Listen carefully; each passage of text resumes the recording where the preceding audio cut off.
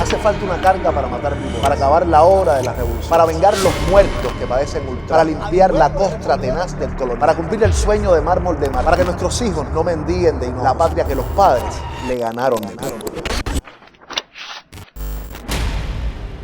Decía Martí que buscar las causas de los sucesos era un placer exquisito. Y mientras vamos investigando también encontramos muchas sorpresas, pero además aparecen otros temas que despiertan la curiosidad.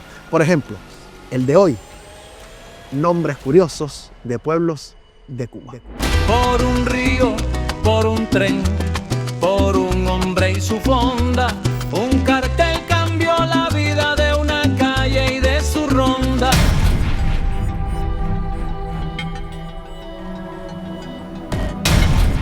En la provincia de Cienfuegos existe un pueblo, cabecera del municipio del mismo nombre, que se llama Rodas. Quizá alguno de sus vecinos piense que el nombre se debe al Coloso de Rodas, la famosa estatua que es considerada una de las 7 maravillas del mundo antiguo, pero nada que ver con eso. Con el mismo nombre de Rodas existe una ciudad en Grecia y un pueblo en Galicia, pero el caso cubano se debe a un acto de guataquería colonial. Ya verán.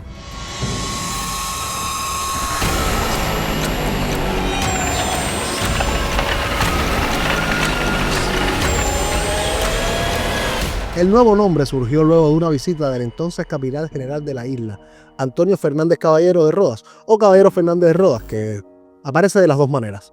Este madrileño llegó a Cuba para ocupar el cargo el 28 de junio de 1869 en sustitución del general Dulce, a quien los voluntarios prácticamente expulsaron del país. Caballero de Rodas vino con la misión de restituir la autoridad del gobierno frente a las tropas de voluntarios que hacían y deshacían a su antojo, y también para tratar de humanizar la guerra. Pero no pudo lograr ni una cosa ni la otra. Los voluntarios continuaron haciendo y deshaciendo a su antojo. Tenían como ídolo al conde de Balmaceda, general sanguinario y garras de tigre. Balmaceda terminó convirtiéndose en el verdadero poder, tanto que el pueblo bautizó a Caballero de Rodas como Caballito de Ruedas. Un triste ejemplo que nos retrata a Caballero de Rodas es el siguiente.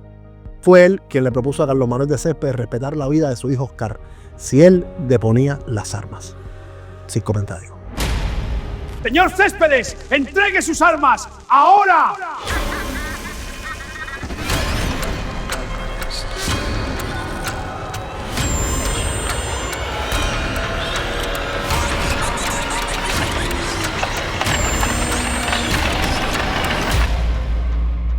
Pero dijimos que hasta 1869 este pueblo tenía otro nombre. ¿Saben cuál? Pues se llamaba El Lechuzo. Imagino que ninguno de los habitantes actuales del lugar se sienta mal por el cambio del nombre, porque eso de ser un lechucino no da sinceramente ninguna gracia. Pero, ¿de dónde salió el nombre del Lechuzo para el pueblo?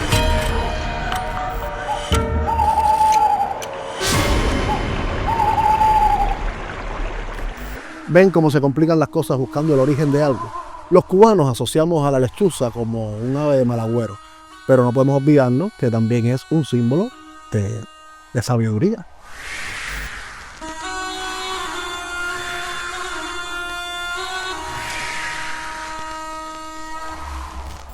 En la mitología griega, Palas Atenea, diosa de la guerra y de la sabiduría, tiene a sus pies un búho. Lo mismo sucede con su versión en la mitología romana como Minerva. Pero el nombre del pueblo no tiene relación con la sabiduría ni con la filosofía. Fue, digamos que por un motivo un poquito más modesto.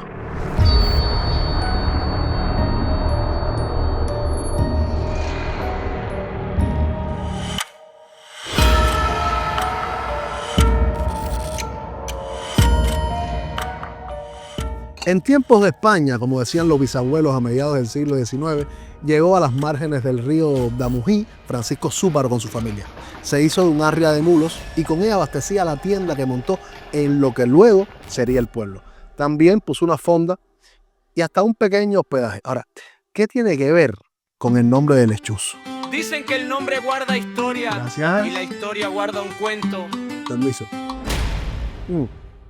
Los vecinos comenzaron a decirle a Francisco Zúparo Pancho Lechuzo. Al principio yo mismo no entendía, hasta que bueno, me pongo a buscar y en el habla popular de España le decían lechuzo a las personas de poco juicio, poco alocadas, poco inteligentes, y también a las personas que se van de un lugar a otro llevando y trayendo mercancías y comisiones. Pancho Lechuzo tenía el monopolio del abastecimiento interno y su tienda terminó por llamarse El Lechuzo. Y así, en la medida que crecía el poblado, todo fue lechuzo para aquí, lechuzo para allá. Así, de un apodo a un pequeño comerciante salió el nombre de todo un pueblo. Que por cierto, el 12 de abril de 1875, los mambises tomaron la tienda de Pancho Lechuzo y se abastecieron de ella. Y mucho después, cuando el Lechuzo ya no era Lechuzo, sino Rodas, incluso, vaya para que vean, ahí nació Polito Ibáñez. Puedo perder mi nombre Gracias. en las fotografías, puedo perderlo todo, puedo perder los días. Pero Rodas no fue el único pueblo de Cuba que tuvo nombre de animal. Algunos los tuvieron peores, porque al fin y al cabo la lechuza se tiene como un ave de mal abuelo, pero también es símbolo de sabiduría. Pero usted se imagina decir que uno nació en un pueblo llamado El Burro.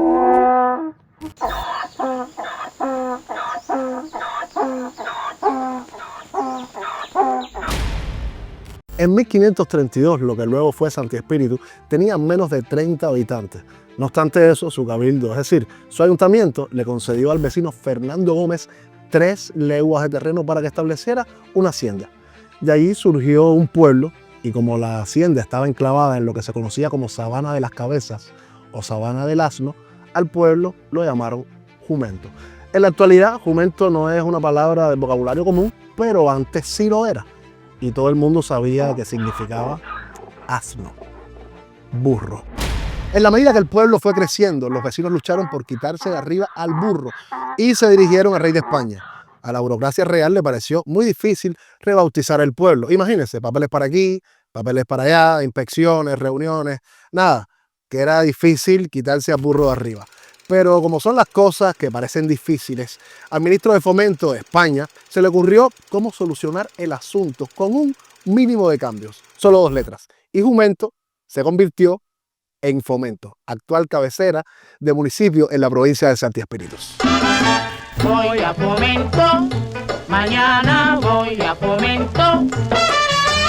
Voy a Fomento, mañana voy a Fomento. Por cierto, cuando ya Fomento dejó de ser Jumento, tuvo un caballo famoso, el caballo de Mayaguara, Gustavo Castellón Melía, uno de los oficiales más populares de la lucha contra bandidos, que el pueblo transformó en leyenda.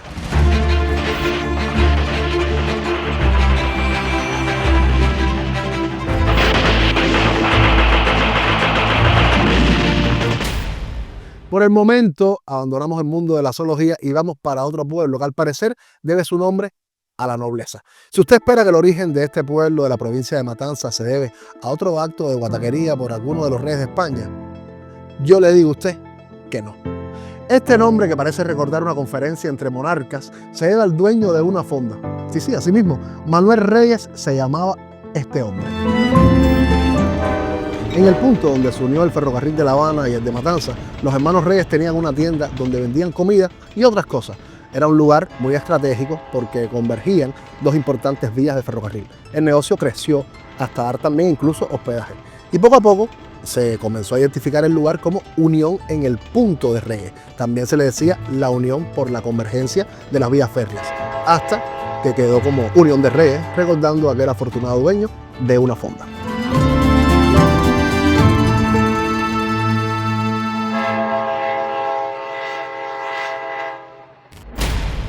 Por supuesto que quedan muchísimos nombres curiosos de pueblos de Cuba por descubrir y serán temas de otros programas. Pero para despedirme, quiero compartir con ustedes uno de esos cambios de nombres que, ¿cómo decir? Mejor lo clasifican ustedes. En el siglo XIX, un cubano tenía una bodega, en esa época le decían tienda, y le puso por nombre El Aguacate. Si cambias el dueño, cambia la memoria. Pero vendió la bodega a un español y el nuevo dueño, para reafirmar su condición de buen español, cogió un pincel y le agregó una palabra al cartel: el aguacate español.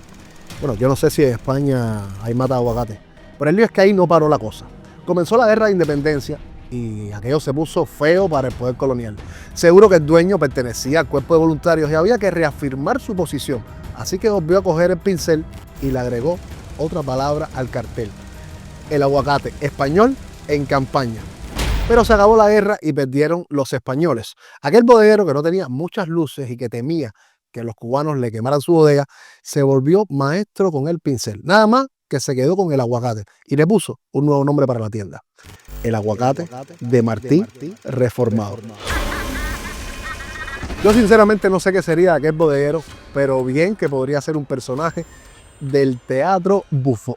Un lechuzo fue comercio, un jumento burocracia, una unión nació en la mesa donde el tren traía a distancia pinceladas en un letrero, guerras, risas y campañas. Cuba escribe en sus pueblos la novela